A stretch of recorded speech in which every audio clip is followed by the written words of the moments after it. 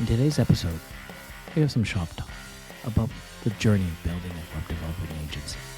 Hi, I'm your host, Eddie Busset, and today I'm joined by Sam Moss, co-founder of the One-Click Web Developing Agency, and also host of the weekly marketing podcast called B2B Made Simple. Hey, Sam. Welcome to Business Not 101. Thanks for joining us today. Absolutely, Oliver. I appreciate you having me here. That's great. Okay, let's get right into it. Please introduce yourself and give us your 60-second business pitch. Absolutely. Obviously, my name is Sam Moss. I own a web development company in Upstate New York, and we do web development for B2B companies. So we do maintenance on their sites, we do redesigns, and then we do retainers. So we really are simple in what we do, and I think that has really helped us propel really the firm forward. That's great. And what was the aha moment that sort of made you launch this business? It wasn't really much of an aha moment. My dad and I actually co-founded this together, and it originally started out as a full service agency where we did anything and everything. And we quickly realized that we were doing our clients a disservice by trying to do everything because we were jacks of all trades and masters of none. So the aha moment was that we needed to niche down and become a specialist at something. And WordPress development is really what stuck out to us and what we were already good at. So we just continued to build that. And that's really propelled us to where we are today. See, you did have an aha moment. Yeah.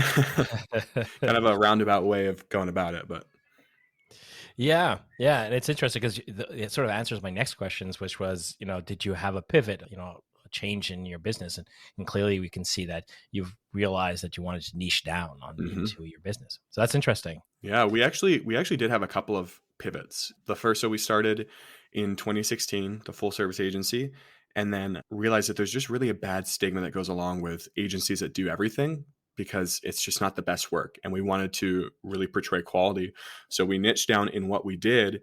And then in 2020, we were the websites for small businesses. And then when the pandemic hit, we made another shift where we moved to bigger B2B companies and stopped building websites for small businesses. So that was really the second pivot that we made that kind of niched us down even more and has, continued to help us grow. That's very interesting.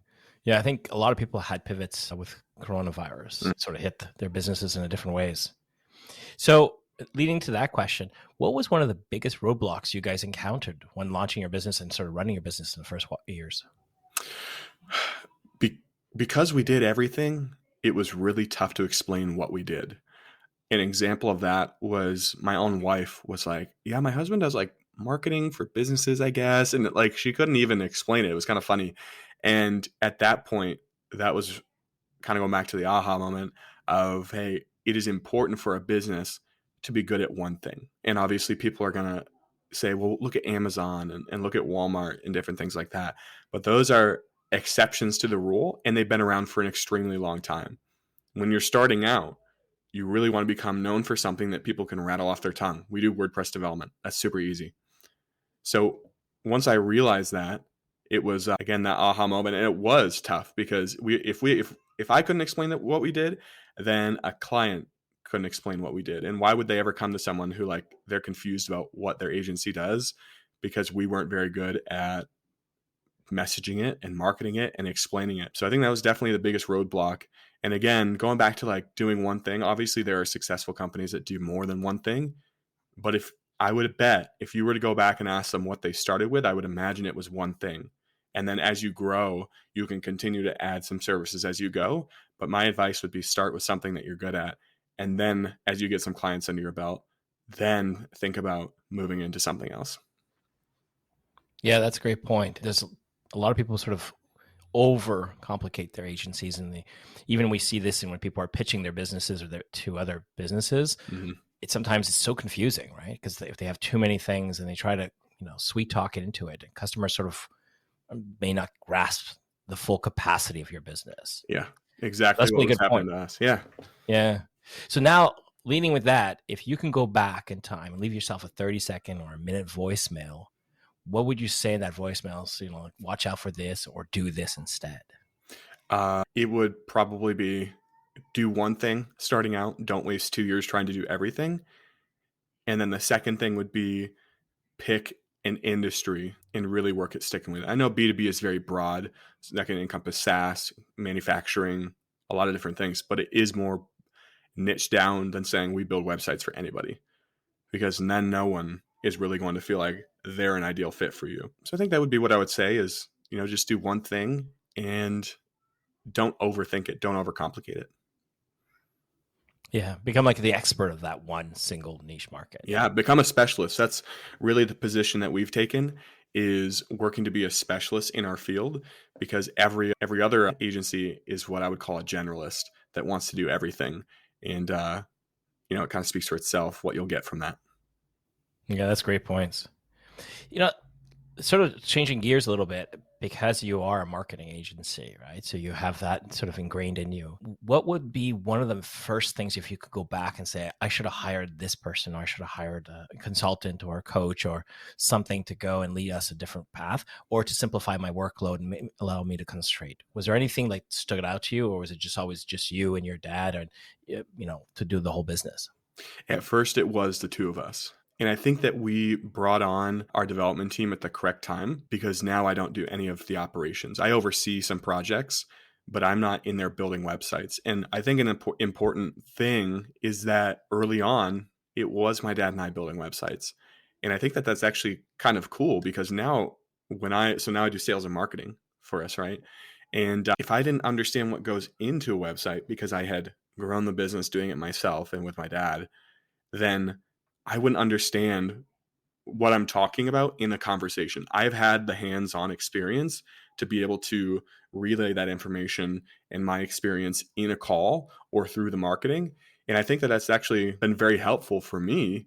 And it's not for everybody, because obviously, like, I was trading hours for dollars in a way, more of like a freelance web developer. But as we continue to grow, now we have a team of web developers that handle our projects. We oversee them and make sure they get done. It's kind of cool how it worked itself out. Yeah, that's a great point. And something's difficult for small businesses when they're launching, right? You have to sort of wear every hat. One thing that I remember one of my mentors told me is like, know what you don't know and hire that person who does know. And I sort of live by that. And it's worked in most cases. Absolutely. And honestly, at first, when we were building sites for small businesses, I would think to myself, dang, there's not going to be anybody like that builds a site like we do that I would even want to hire and bring on to do this work. And once I realized that I'm really not the pro by any means, and there's so many other better people out there that can do it, it was such a weight lifted off my shoulders to focus on really what I'm excited about, which is growing a business and being the leader, and to get those things off my plate. And you're absolutely right. Hire for the things that you're not the best at. Even if you think you are the best, I'm sure there's someone out there that's better.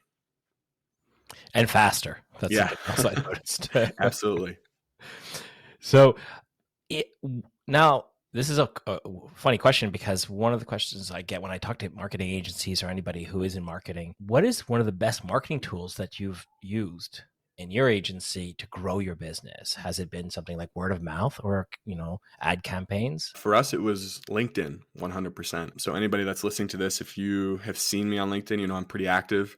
I've taken a little bit of a hiatus just because we're going through a pretty big website launch right now and doing like a repositioning sort of thing for us. So it's taken pretty much 99% of my focus. But once I'm back and more active, I'm posting 5-6 days a week. And that's what I've been doing for the past 2 years. And it's really definitely the key to success for what we've had going on, especially since the beginning of the pandemic. Yeah, I use LinkedIn. I'm a big LinkedIn user. I love it. And I so agree that it's the consistent posting and being the same voice is really important. If you do it sporadically, I notice the traction's not there. So that's Absolutely. really interesting. Yeah. And I'll have to, once I jump back in, I'm sure it will be like getting some traction back under my feet. But thankfully, I have a nice base of followers, so it might be a little bit easier. But I've taken some short breaks before and been able to jump back in, which is good. And I don't recommend, obviously, doing that after you've gained momentum. But what we're working on right now is like really taking all the focus that I can give. Yeah, that's really good.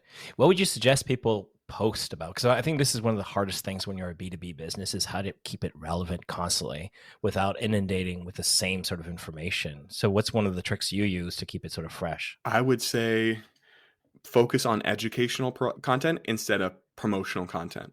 So what I mean by that is instead of us saying, hey, here's our services, buy from us, and then posting on LinkedIn, we would say, here's what I have learned about websites in the past month, and then do a list of here are things that you can take today and implement on your own without us doing it for you. So any content that I put out, I always think about my ideal buyer. I have a couple in my mind. I literally picture their face. I'm like, man, would they find this helpful? Or would they be like, Sam's just trying to sell to us? You should always come from the side of education or entertainment or trying to help someone instead of trying to get someone to buy, because that's what they're going to remember you for. And they're going to consistently follow your content. And then you're going to be the specialist in their mind when the time comes. And maybe it won't for them. It's only going to be a very small sliver of people that actually do come to you, but it's generating demand instead of constantly trying to capture it. And that's where I think many people go wrong on LinkedIn, is they're out there trying to get leads instead of trying to educate the market and maybe push some people into a buying cycle that weren't ready because you've educated them on some things that are wrong with their website, or maybe some things that they should do better. And websites are just an example because that's what I'm posting about. But anything that relates to your business that you can educate the market on, that's what I would consider good content. That's great points. That's great points. And typically in your sales flow, because you're educating your customers through LinkedIn, and obviously you're probably getting a lot of lead generations, is it customers directly coming to you and saying, hey, Sam, I have this website I need to fix? Or is there a lot of times where you have to pitch your services to them? It is still that you have to go and chase your customers down and pitch to them? We have done zero chasing and zero pitching. Everyone that's come inbound, whether it's through LinkedIn or through our website, it's been, hey, I've been listening to your podcast, or two, I've been seeing your stuff on LinkedIn, would love for you to take a look at our website. Hey, we have this big redesign that we're going to be going through. Can we talk? They know what we do because we're super clear. My LinkedIn headline says it. And I think that's something that where a lot of people just go wrong, is they overthink it. And then they post content that really either doesn't relate to their business or it's promotional. So no one sees it, gets buried in the feed. And then they say the channel doesn't work, and then they give up after a month. Yeah, that's really interesting. So you have a lot of sort of passive marketing because they're coming to you, and sort of leads me into something you said about podcasting, because it's something I do, obviously, and people are starting to realize the value of podcasting, which has been sort of in the fringes, I think, for a long time. I've been a long listener of podcasts for years and years. When I jumped into it, I didn't realize how many people create podcasts, but how very few of them actually carry on and continue past a few episodes. But I'm starting to see there's a huge advantage to having your voice out there, certainly for a corporate even image.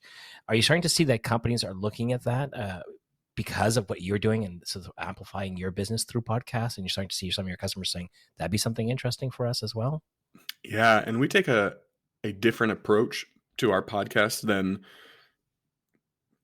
portraying expertise. So on our podcast, our ideal buyers would be B2B marketers. So we create educational content for them. So I interview B2B marketers that are peers of our ideal buyers. We bring them on the show, or maybe they're people that they look up to. I interview them, and I really am thoughtful of asking questions that would be really interesting and helpful for our listeners. So because of that, people are listening to our show. They're realizing what we do, even though I don't pitch myself on our podcast, because it's not hard to figure out what we do. And then two, we're building this brand affinity because I'm in their ears every weekend when they're out walking the dog, out for a run, whenever they're listening to the podcast. And then every once in a while, we'll do a one-off episode like this. We'll reuse this. We'll throw it on the podcast. And it's not necessarily talking about B2B marketing, but it's another avenue that people can learn about what we do and build that affinity, be like, oh, that's kind of cool. That's a cool founder story from Todd and Sam with one click, right? Just hearing like where we came from, what we've done, the pivots we've made. And as a consumer and as a buyer, I actually enjoy listening to that stuff. Some of my favorite brands, I love kind of hearing where they originated from, the pivots they've made, where they've gone wrong. And we try to mix up the show and include some of that stuff. But the core of what we do is not talking about our services and our expertise.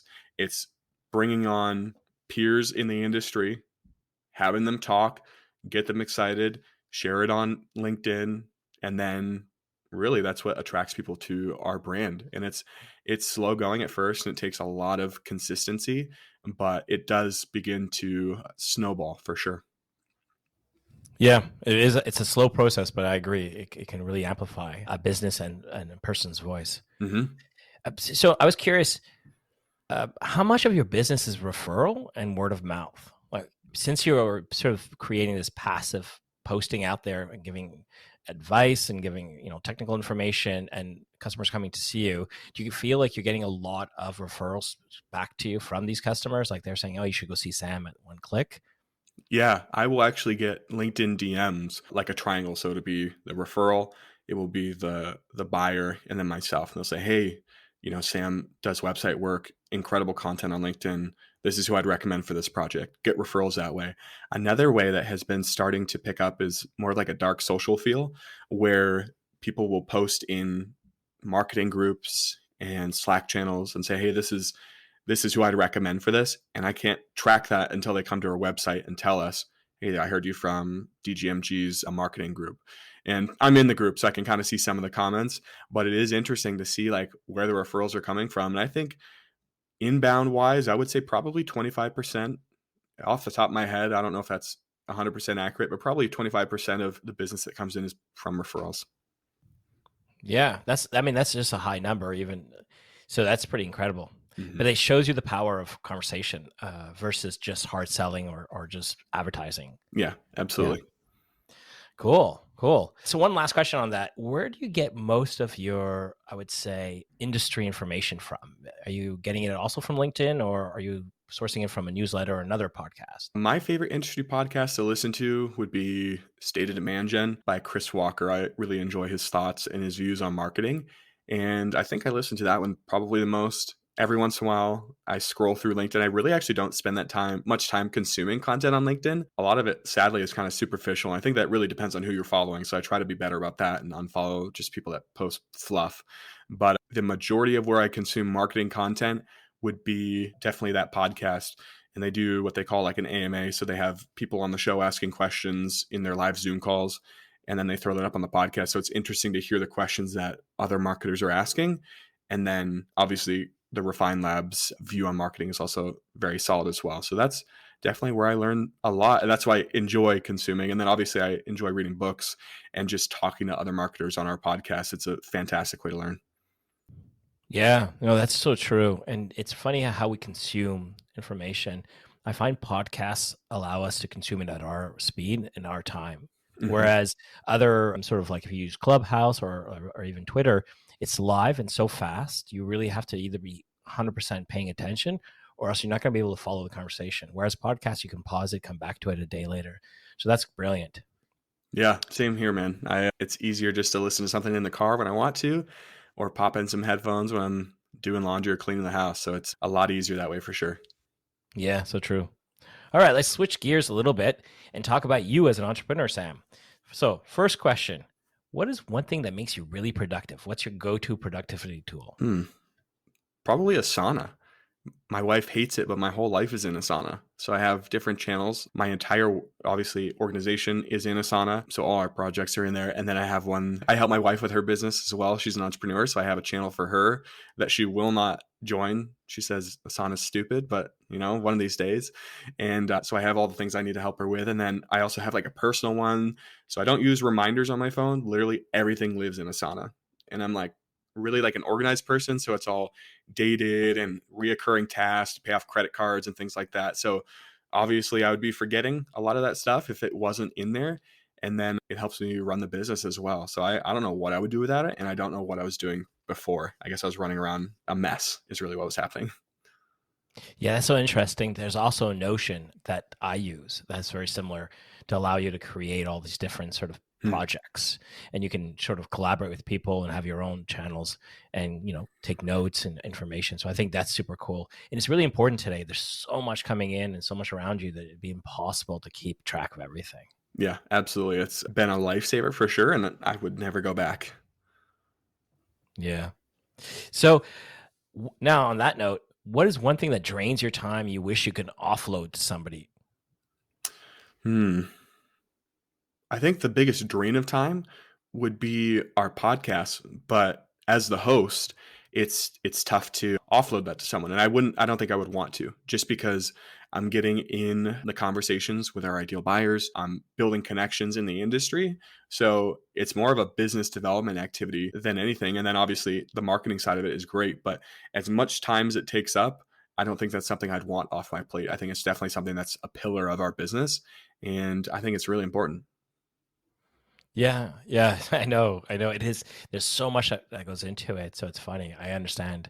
For myself, it's accounting, and I think Yeah. that's the number one thing I can't stand. And I have an accountant, but I have to do most because it's obviously a small business, so I have to do most of my work beforehand. And once or twice a year, I'll offload it to him. And I always think like, that I just hate it. I wish somebody can just sit next to me and just do that part. That's the See, I'm actually a numbers guy, so I really don't mind doing that stuff. We have an accountant as well. I hate taxes, so that would drive me up a wall. But keeping the books isn't really too bad. It's mostly like, oh, it's tax season. Ugh, shoot me, right? Yeah, and I think it's also different on the type of business because if it's a customer where you're doing a one invoice for one customer at a time, it's not so bad. If you're Mhm. selling constant products and different price products, I think it becomes more complicated. Yeah, But yeah, absolutely right. all right. So, what is the one device that you guys at your company that you have to have, to be fully functional that you would recommend people to have? Like it's, like your computer, your laptop, your iPad, but something that you couldn't live without. Probably a few things. Obviously, we're an internet-based remote company, so 100% a computer, that's kind of like a no-brainer.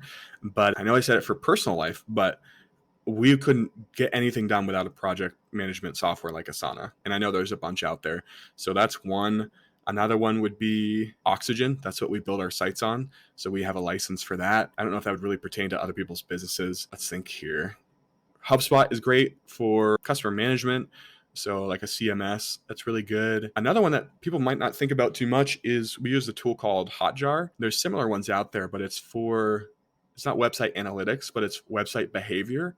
So when someone comes to our website, we can see it will record their actions in live time, so we can go back and watch a video of what they do.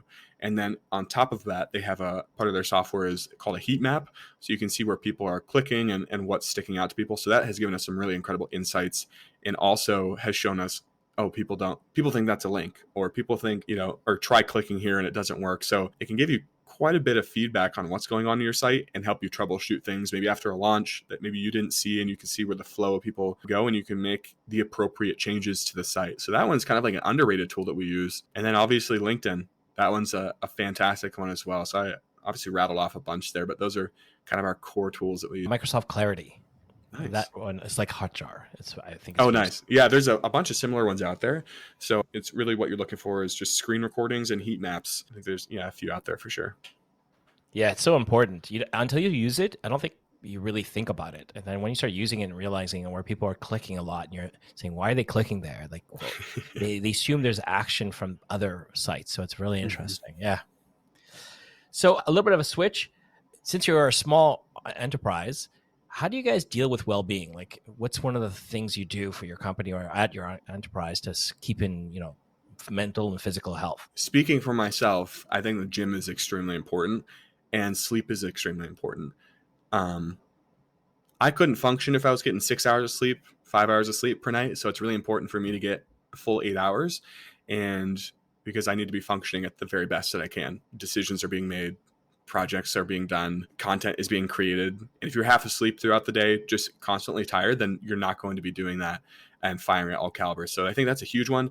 And then obviously, like I said, the gym, I go 5-6 times a week. No, probably not 6 times, 5 times a week at least. And then really just it's a health thing for me. I'm not really a great eater by any means, but we'll start at the gym and see what happens. Yeah, I hear you. Well, that's good. I asked that question because I think a lot of people who listen to this podcast who are either running their own little businesses or starting to get into it, that there's something they never asked yourself. Like when I first started, I never thought about it. Mm-hmm. And then I realized you can go through a burnout. Like certainly running a business is so hard on your body and your mind. So I've started to ask that question to get what people do. Yeah, it's a good one. Another thing is just to decompress. And what I mean by that is take out the headphones. You don't have to constantly be listening to a podcast, and just drive in silence or go for a walk in silence. and just let your brain just run. As entrepreneurs, it's like you always have, you constantly have ideas, but there's so much going on that maybe you're not hearing them. So that's something that's important to me. I don't do it enough. Maybe when it gets warm out, I'll do it more, but it's just actually letting your mind wander. And I've come up with some of the best ideas just from like sitting back and seeing what happens and just sitting in silence, walking in silence, or driving in silence. Yeah, I walk my dog through the forest, and so most of the time I'll listen to podcasts. But every so often, when something's bothering me, certainly like you had a difficult morning or a difficult afternoon, I like to just sort of rethink and sort of go through the conversation and just walk my dog, and I just sort of shut off my earphones and just listen to the sort of what I'm doing. I think that helps a lot, just to calm down, sort of refocus and rethink of what happened. So Absolutely. That's good. All right, switching gears a little bit. Do you, or have you had, or do you currently have a mentor or a business coach? And if you do, would you suggest people to have one? I don't have a business coach. I kind of have a mentor. It's more of a friendship, by, if we were to really label it. It's an industry partner.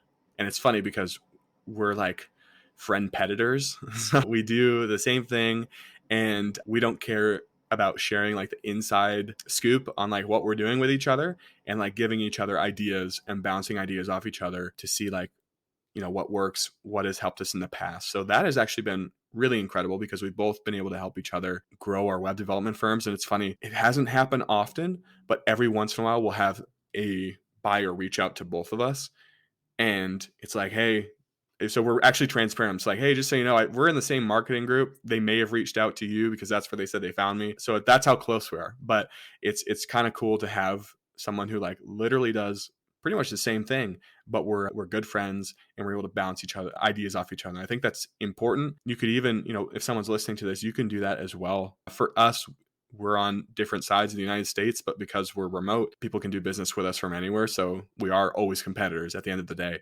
But if you're listening to this, I'm sure that there's someone that you could have come alongside you that can just be more of a friend and say, hey, I've kind of gone before you with this, even though we do the same thing, or maybe we're in the same stage. And that's really been very helpful for me in helping me learn and grow what I'm doing. Yeah, that's brilliant. I think it's really needed always to have somebody you can just talk to and bounce ideas. Certainly somebody who understands your business. If it's somebody who doesn't, it's even harder to try and explain certain things. Yeah, that's really good. All right. This is one question I ask everybody, which was originally started to be just like, was meant to be a random question, but everybody loves to hear this, is what is one book that you've read or you've listened to that has impacted your business life? I'll name off a few. We'll do some bonus points here. The one that has directly impacted our business and our go-to-market model or motion would be Content-Based Networking by James Carberry. It really gave us a model for our podcast, and I would highly recommend listening to that, even as marketers, because obviously a lot of marketers are listening to this. I'm sure that's a really good one to listen to. The next one that I just love as a marketer is Building a Story Brand by Donald Miller. That kind of sparked my love for marketing, to be honest. A lot of great concepts for sure. And then another one I really like is called The 22 Immutable Laws of Marketing, which is phenomenal. Just seeing marketing through history, and really like there's 22 ways that you can do it and laws to marketing at the end of the day. And it's interesting to see how different industries and different businesses and different companies over time have used those laws and how you can apply them to what you're doing. Really interesting. Really interesting. I haven't heard of the last book, but the other ones I had, so that's great. Super easy read or listen. I always like to get the audio version and the paperback or hard copy, whatever you call them, just to have both. But very easy read, very informational, and super informative. It'll open your eyes to marketing for sure. He's brilliant. All right, one of my second to last question: if you can have a coffee date with any entrepreneur, who would it be and why? That's a good one. It's really interesting to see what Udi from Gong has done. That would probably be my top one. Either that or maybe like Dave Gearhart. But Dave Gearhart's pretty active on social media, so it's easy to ask questions and stuff like that. But you don't see much from Udi, the CMO at Gong. He has a brilliant mind. So I think that would probably be my top one right now, if just on the spot, trying to think of someone. Pretty incredible what they've been able to do. Yeah, that's first. Yeah, not too many people would think of that, but yeah, it's true. Excellent. All right, so this sort of wraps up our conversation. And the last question I'm going to ask you is, how can people reach out to you? What's the best way to reach out to you? The best way you can do that is you can connect with me on LinkedIn, Sam Moss. You'll be able to find me there. Or you can go to our website, oneclickagency.com, and connect with us there. So pretty easy to reach out. Excellent. Well, thanks a lot for joining us today, Sam. Absolutely, Oliver. I appreciate you having me. It's my pleasure for sure. Thanks again. I want to thank you for joining us today. We hope that these podcasts give you some insights from the stories and experiences of the founders, entrepreneurs, and business owners who share with us. And we hope that you find some useful takeaways that help you along your own business journey. Like always, please follow and leave us a review. Until next time.